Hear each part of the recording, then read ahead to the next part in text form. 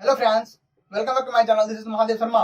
इससे पहले वीडियो में हम इक्विटी म्यूचुअल फंड्स के अलग अलग टाइप्स जैसे कि small cap mutual fund, mid cap mutual fund, large cap mutual fund, sector fund, diversified equity mutual fund, dividend yield scheme fund और ELSS that is equity linked saving scheme fund के बारे में detail में जाना था।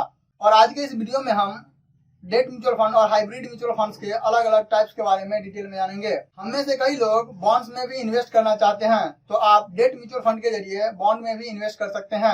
अगर आप bond के बारे में डिटेल में पढ़ना चाहते हैं तो आप मेरे वेबसाइट mksfinance.com पर जाकर इन्वेस्टमेंट इंस्ट्रूमेंट सेक्शन में आप बॉन्ड के बारे में पढ़ सकते हैं। डेट और हाइब्रिड म्यूचुअल फंड को एनालाइज करने के लिए चलते हैं हम कंप्यूटर स्क्रीन पर।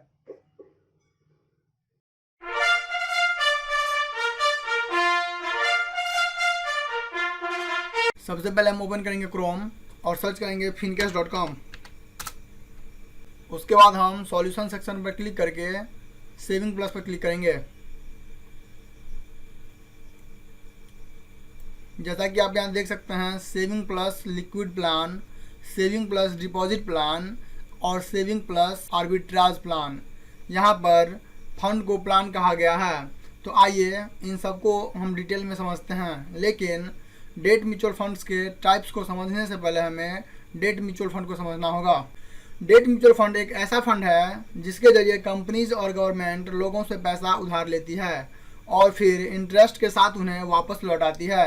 तो जो फंड डेट इंस्ट्रूमेंट जैसे कि debenture, bond, certificate of deposit etcetera इनमें इन्वेस्ट करती है उन्हें ही डेट म्यूचुअल फंड कहा जाता है। जैसा कि आप यहाँ पर देख सकते हैं, पहले नंबर पर है लिक्विड फंड। तो liquid mutual fund debt mutual funds का ही एक टाइप्स है जो सिर्फ मनी मार्केट इंस्ट्रूमेंट में ही इन्वेस्ट करता है। मनी मार्केट इंस्ट्रूमेंट में बेसिकली वो फाइनेंशियल इंस्ट्रूमेंट आते हैं जिनके जरिए कंपनी शॉर्ट टर्म में, मतलब कि 1 साल से कम समय के लिए इन्वेस्टर से पैसा उधार लेती है, जैसे कि certificate of deposit, treasury bill, commercial paper और term deposit etcetera. Generally liquid fund में रिस्क बहुत कम और रिटर्न सेविंग अकाउंट से ज़्यादा होता है, इसलिए अगर शॉर्ट टर्म के लिए इन्वेस्ट करना चाहते हैं तो लिक्विड फंड एक अच्छा ऑप्शन रहेगा। जैसा कि आप यहाँ दूसरा नंबर पर देख सकते हैं, डिपॉजिट प्लान। डिपॉजिट प्लान को फिक्स मैच्योरिटी प्लान भी कहा जाता है और यह भी एक डेट म्यूचुअल फंड्स का ही टाइप्स है। फिक्स मैच्योरिटी प्लान में भी फिक्स डिपॉजिट की तरह स्पेसिफिक प्री डिफाइंड, मतलब कि पहले से निर्धारित एक मैच्योरिटी डेट होती है। Fix maturity plan usually certificate of deposit, commercial paper और कॉर्पोरेट बॉन्ड में ही इन्वेस्ट करती है। फिक्स मैच्योरिटी प्लान का रिटर्न जनरली फिक्स डिपॉजिट से अच्छा होता है। अब हम बात करते हैं गिल्ड फंड की। तो जो डेट म्यूचुअल फंड केवल गवर्नमेंट सिक्योरिटी में ही इन्वेस्ट करती है उसे ही गिल्ड फंड कहा जाता है।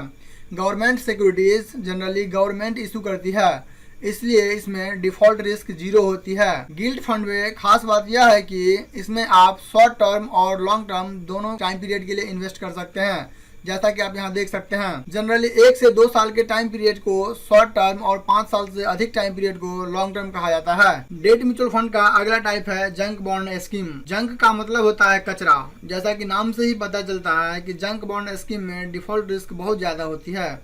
Junk bond scheme corporate company चलाती है, इसलिए इसमें इंटरेस्ट बहुत ज़्यादा मिलता है, लेकिन डिफॉल्ट रिस्क ज़्यादा होने की वजह से इसमें रिस्क भी बहुत ज़्यादा होता है। तो जो debt mutual fund junk bond scheme में इन्वेस्ट करती है उसे ही जंक बॉन्ड स्कीम कहा जाता है।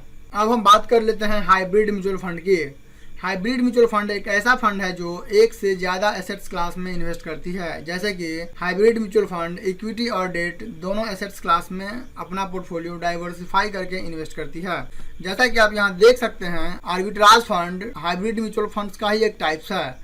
अगर किसी स्टॉक का मार्केट प्राइस इक्विटी मार्केट और डेरिवेटिव मार्केट में अलग अलग होता है तो उसे आर्बिट्राजिंग करके प्रॉफिट बनाया जाता है। आर्बिट्राज फंड में 65% से ज्यादा हिस्सा इक्विटी में इन्वेस्ट किया जाता है। आर्बिट्राज फंड में इन्वेस्ट किया जाता है तो बहुत सेफ होता है, लेकिन रिटर्न भी बहुत कम, जैसे कि 6 to 10% के आसपास ही मिलता है। अगर आप इक्विटी मार्केट और डेरिवेटिव मार्केट के बारे में नहीं जानते हैं तो आप सिंपली क्रोम में mksfinance.com सर्च कीजिए और आप यहाँ फाइनेंशियल मार्केट सेक्शन में जाकर इक्विटी मार्केट और डेट मार्केट के बारे में डिटेल में पढ़ सकते हैं, जैसा कि आप यहाँ देख सकते हैं। हाइब्रिड म्यूचुअल फंड्स का अगला टाइप्स है MIP, that is monthly income plan. MIP में ज्यादा मतलब कि 60 to 90% हिस्सा डेट इंस्ट्रूमेंट में इन्वेस्ट किया जाता है और बाकी हिस्सा इक्विटी में इन्वेस्ट किया जाता है। इसलिए monthly income plan that is MIP में इक्विटी म्यूचुअल फंड से ज्यादा सेफ होता है। लेकिन इसका यह मतलब बिल्कुल भी नहीं है कि MIP एक रिस्क फ्री और फिक्स रिटर्न स्कीम है। हाइब्रिड म्यूचुअल फंड का अगला टाइप्स है बैलेंस फंड। इसके लिए हम सिंपली सॉल्यूशन सेक्शन पर क्लिक करके स्मार्ट SIP में जाएंगे। जैसा कि आप यहाँ देख सकते हैं top balance fund. Balance fund में 65 to 85% हिस्सा इक्विटी में और बाद बाकी डेट फंड में इन्वेस्ट किया जाता है। यहाँ पर इक्विटी फंड बैलेंस फंड में हाई रिटर्न लाने में मदद करती है, जबकि डेट फंड रिस्क को कम करने में मदद करती है।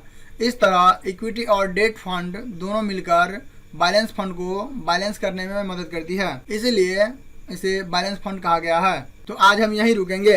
म्यूचुअल फंड एनालिसिस सीरीज के सेकेंड एपिसोड में हमने म्यूचुअल फंड को ओपन करके दिखा था और साथ ही कुछ टर्म्स जैसे कि sector allocation, top 10 holding etcetera इसके बारे में बात की थी। और अगले एपिसोड में हम इन सभी टर्म्स के बारे में डिटेल में जानेंगे। और जिस तरह हमने इक्विटी म्यूचुअल फंड्स के अलग अलग टाइप्स को ओपन करके उसके अलग अलग टर्म्स को देखा था, ठीक उसी तरह आप हर एक म्यूचुअल फंड्स को ओपन करके उसके अलग अलग टर्म को देख सकते हैं, जिससे आपको म्यूचुअल फंड को एनालिसिस करने में आसानी होगी।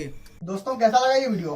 अगर वीडियो वाकई अच्छा लगा हो तो वीडियो को लाइक करें। आशा है कि आप म्यूचुअल फंड और उसके अलग अलग टाइप्स के बारे में समझ गए होंगे और उसे एनालाइज करना भी सीख गए होंगे। म्यूचुअल फंड्स के इस सीरीज को हम आगे कंटिन्यू रखेंगे और अगले सीरीज में हम म्यूचुअल फंड्स के अलग अलग टर्म्स जैसे कि NAV, AUM, expense ratio etcetera इन सब के बारे में डिटेल में जानेंगे और उसे कैलकुलेट करना भी सीखेंगे। इसलिए आप मेरे चैनल MKS फाइनेंस को सब्सक्राइब करके बेल आइकन को दबा दें ताकि आने वाले हर वीडियो का नोटिफिकेशन आपको मिल सके। वीडियो में अंत तक बने रहने के लिए धन्यवाद।